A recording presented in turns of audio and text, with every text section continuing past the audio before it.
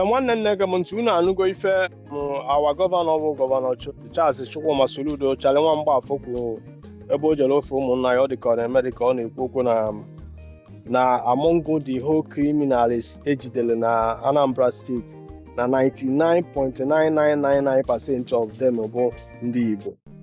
Nọ ndị Igbo na-eme ife niile afọ a na-eme n'ala Igbo today na ọ bụrụ ndị Fulani. O kwuchara ya sị quote him anywhere. Like kịta na ife Punch dere ebe a na their headline, Igbo criminals not Fulani herdsmen behind Southeast buying Soludo.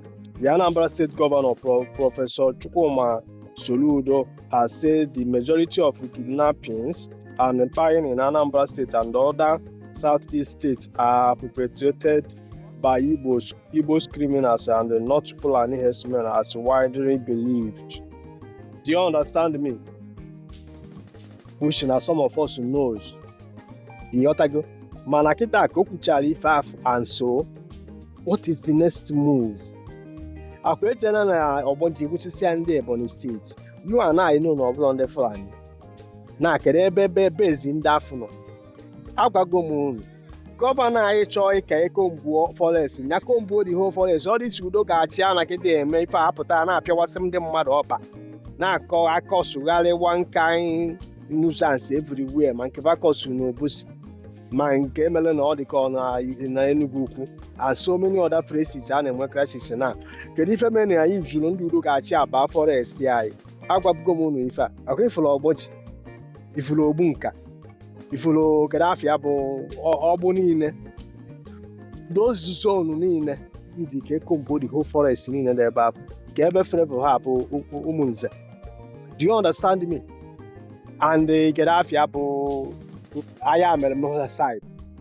Those areas niile enwe thick forest niile ka a sanitize the whole forest niile nọ n'ala Igbo. Cause ụmụnne m na gị na-abụ so benefit n'ife anyị fụrụ na-eme na ọ bụ ọsọsọ ndị Fulani. O nwere nke ndị Fulani na-eme, and nke ndị Fulani bịa mee anyị na-ama nke fa bịa mee. Mana kwa ife ọ dị si napị na a na-apụgharị ndị mmadụ, na-asịsị ndị mmadụ moto ọga. I supportụrụ m ife Soludo kwuru 90% of ihe napịnị nọ n'ala Igbo today bụ ndị Igbo na-eme ya.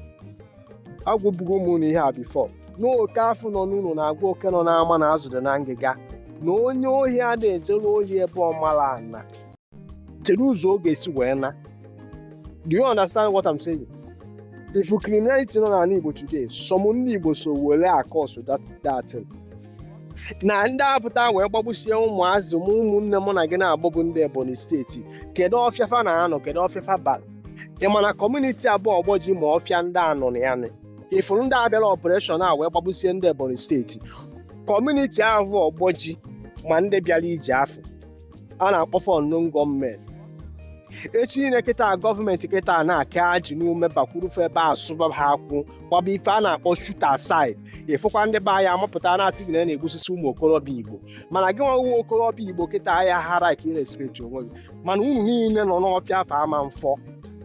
Bukata ife abịa agbagbusie ụmụnne m na gị na-agbagbu ndị Ebonyi steeti. Echi na kịta na ya n'uzukwu ya o. Kedu na emeje ntị gị karịte hapụ na again nothing. Ọtata ka akpaghịwara ndị mmadụ jee nke mere n'ihe ala oge afọ a na-akwụ ụzọ, ọ bụ ndị Fulani bịa mie ihe niile ifuru a na-akọ so gasị ma n'Imo steeti che na ọsọsọ ndị Fulani na-apịa eme. Do you think so? Fa bụ bịa nnọọ n'obodo fa amala na-agagharị? No, some ụmụnne m na gị na-abụ is behind it. They are taking advantage of that insecurity.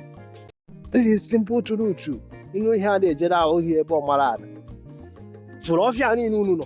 I just wish na gọvanọ anyị bụ Soludo nwa mgbafọ ga-ehuru ntụtụ taa wee fesi unu n'ọfịa. Ihe sọkwa gị nọrọ n'ọfịa afọ na-akọ as far as na ịkwafu unu ọbara Igbo, you must go down.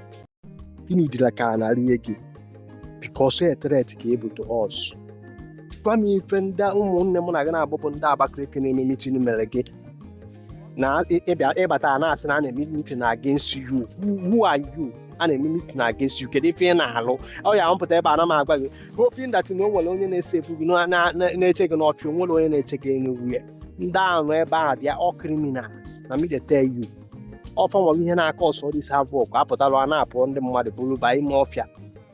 gwa m the audacity ịpụta na-asị na ụmụnne gị na-eme meeting against you na gịnị mere because of na ibu egbe fancha niile eburu egbe ya abatanwu ebe ahụ n'anya na ndụ ọ bụ na ebe ahụ fa na-eme meeting n'afọ na fa bụkwa the same ebe ahụ ibu ọ dị ike ihe isi na that compound fanụ because of na ibu karashin firizie ị na-ebuga isi a na-aza gị anyị ncha niile eburu egbe ya aka anyị wee gbata ọnụ gị